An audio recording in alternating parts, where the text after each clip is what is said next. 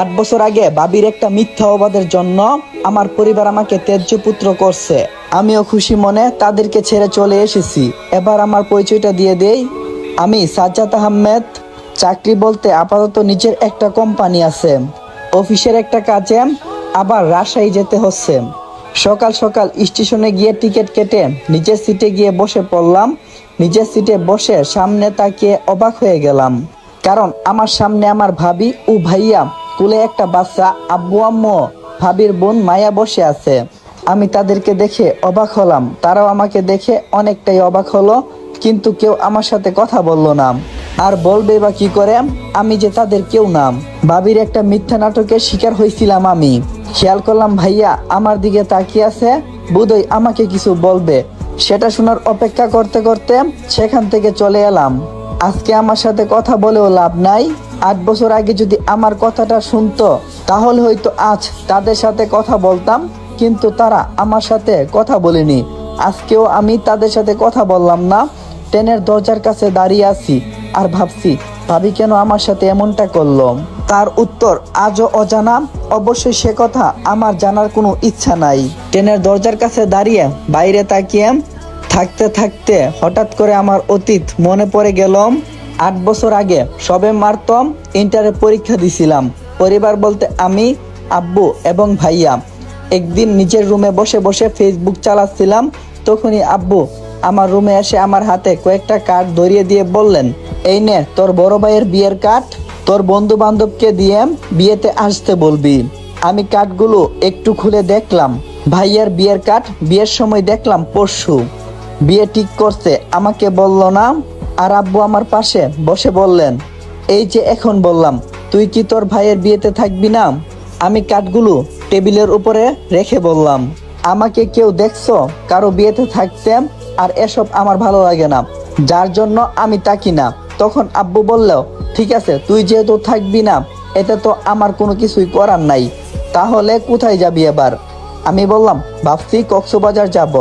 আব্বু বলল, ঠিক আছে। তখন আব্বু কিছু না বলে সেখান থেকে চলে গেলেন। পরের দিন ভাইয়ার বিয়ের কার্ডগুলো আমার বন্ধুদেরকে দিয়ে রাতে বাসে করে রওনা দিলাম কক্সবাজারের উদ্দেশ্যে।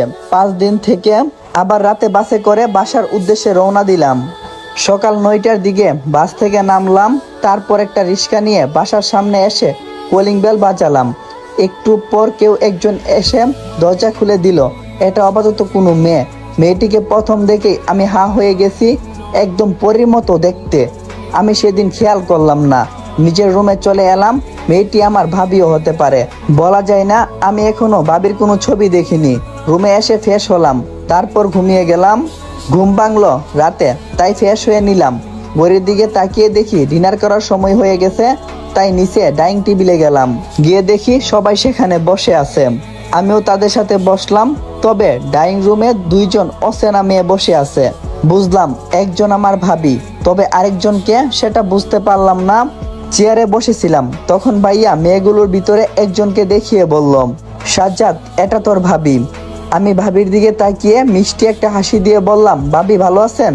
ভাবি আমার দিকে বিরক্ত করে একটা ভাব নিয়ে বলল, ভালো আছি। আমি বুঝে গেলাম ভাবি আমার সাথে কথা বলতে চাই না, তাই তখন আমি কোনো কিছু বললাম না। তারপর ভাইয়া আরেকটা মেয়ের সাথে আমার পরিচয় করিয়ে দিল। মানে সকালে যে দরজা খুলে দিয়েছিলাম সেটা। সে হলো আমার ভাবির বোন, নাম মায়া। আমার সাথে ভালোভাবে কথা বলল, কিন্তু ভাবি কেন যেন আমার সাথে কথা বলল না। পরে আমিও তার সাথে কথা বলতে চাইনি, নিজের রুমে গিয়ে ঘুমিয়ে গেলাম। পরের দিন বিকালবেলা বাসার ছাদে গিয়ে দেখি মায়া এবং ভাবি দাঁড়িয়ে আছে। আমাকে দেখা মাত্রই ভাবি মায়াকে নিয়ে নিচে নেমে গেল। আমি বুঝতে পারছি না সে আমার সাথে এমন ব্যবহার কেন করছে। অবশ্যই তারা চলে যাওয়াতে আমার ভালোই হয়েছে। একা একা ছাদের উপরে দাঁড়িয়েছিলাম, তখন মায়া আমার পাশে এসে দাঁড়িয়ে বলল, কি করছেন? আমি মায়ের দিকে তাকিয়ে বললাম, কিছু না, এমনি দাঁড়িয়ে আছি। তখন মাইয়া কিছুটা হাসি দিয়ে বলল, আপনাকে একটা প্রশ্ন করতে পারি? আমি মনে মনে বললাম, যখন থেকে এসেছেন প্রশ্নই তো করছেন, আবার জিজ্ঞেস করা লাগে যে একটা প্রশ্ন করব? আমি কিছু বলি না দেখে আমার বাম কাঁধে ধরে একটা ঝাঁকুনি দিয়ে বলল, কি হয়েছে, কিছু বলছেন না কেন?